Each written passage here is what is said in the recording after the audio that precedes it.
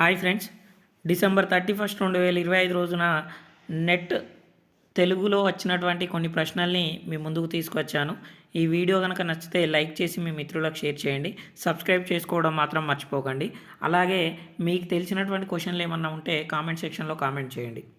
మొదటి ప్రశ్న, రామాయణం, భారతం, భాగవతం కలిసి 3 అర్థాల కావ్యాలు రాసినది ఎవరని ఒక ప్రశ్న రావడం జరిగిందట. హిరణ్య రాష్ట్రాలను రాజుల యొక్క వరుస క్రమాల గురించి ఒక ప్రశ్న రావడం జరిగింది. మంగళగౌరి వ్రతం శ్రావణ మాసంలో ఏ రోజున జరుపుకుంటారు అని అడిగారు. నెక్స్ట్ క్వశ్చన్, తెలుగులో ఏక అర్థాన్నిచ్చే అన్య భాష పదాలు ఏంటి అని అడిగారు.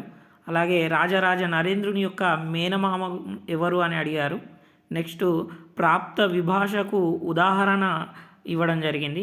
అలాగే మారుత్తులతో స్నేహం చేసి మార్వంతుడు అనే పేరు ఎవరికి వచ్చింది అనేటటువంటి ప్రశ్న ఒకటి రావడం జరిగింది.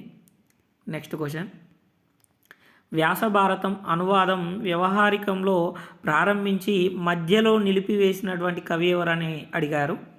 నెక్స్ట్, రామరాజ భూషణుడు కావ్యాలు అంకితం తీసుకున్నటువంటి కవులు ఎవరని అడిగాడు. నెక్స్ట్ క్వశ్చన్, పారిజాత అపహరణం, ఇతివృత్త నాటకాలు ఏంటి అని అడిగాడు. నెక్స్ట్, నిత్య బహువచన ప్రత్యయాలు ఉన్న ద్రావిడ భాష ఏంటి అని అడగడం జరిగింది.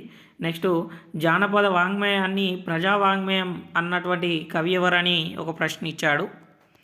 నెక్స్ట్ క్వశ్చన్, యతికి పర్యాయ పదాలు అడిగాడండి. ఇక్కడ యతికి గల పర్యాయ పదాలు అడగడం జరిగింది. నెక్స్ట్, వేటకు వెళ్ళేటప్పుడు తిరిగి ఇంటికి రావడానికి మొక్కే దైవం ఏంటి అని అడిగాడు. ఇక్కడ వేటకు వెళ్ళినప్పుడు తిరిగి వచ్చేటప్పుడు మొక్కేటటువంటి దైవం పేరు అడిగాడు. ఇక్కడ వర్గైక్కులు అంటే ఏంటిదని ఒక ప్రశ్న రావడం జరిగింది. నెక్స్ట్, కాళిదాసు శకుంతల నాటకాన్ని అనువదించినటువంటి కవులు ఎవరని అడిగాడు.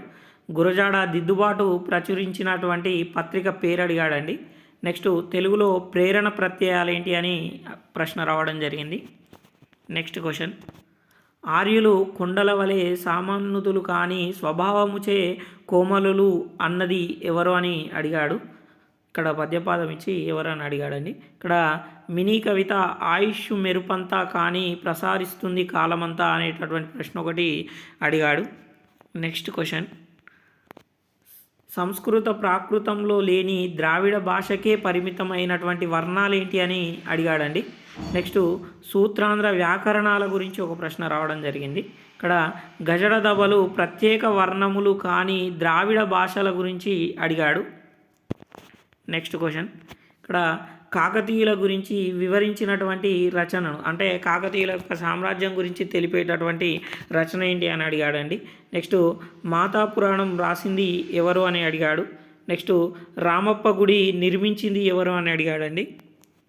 నెక్స్ట్ క్వశ్చన్, రాయల జీవిత విషయాలను గురించి వివరించినటువంటి రచన ఏదని అడిగాడు. ఇక్కడ రాయల యొక్క జీవిత విషయాల గురించి ఏ రచన తెలుపుతుందనేటటువంటి విషయం అడిగాడు. అలాగే శ్రీకాకుళం జీవన విధానాన్ని వివరించేటటువంటి రచన ఏందని అడిగాడు.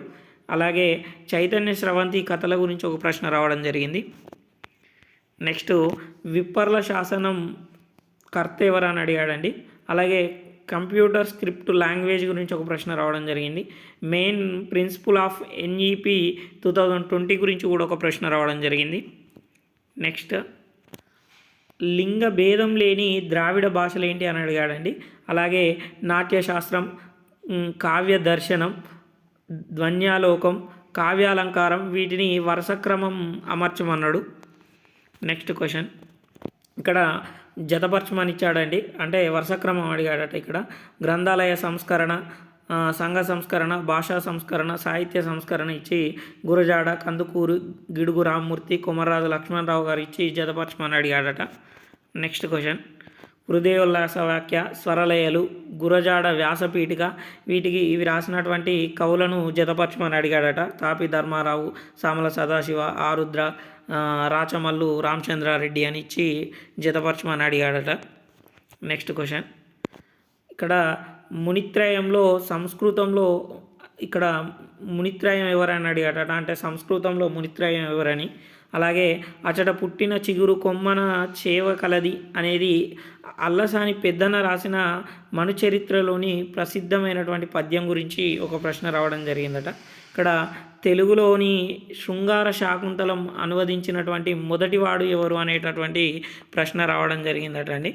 ఈ వీడియో కనుక నచ్చితే లైక్ చేసి మీ మిత్రులకు షేర్ చేయండి. అలాగే మీకు తెలిసినటువంటి ప్రశ్నల్ని కామెంట్ చేయడం మాత్రం మర్చిపోకండి. Thank you everyone.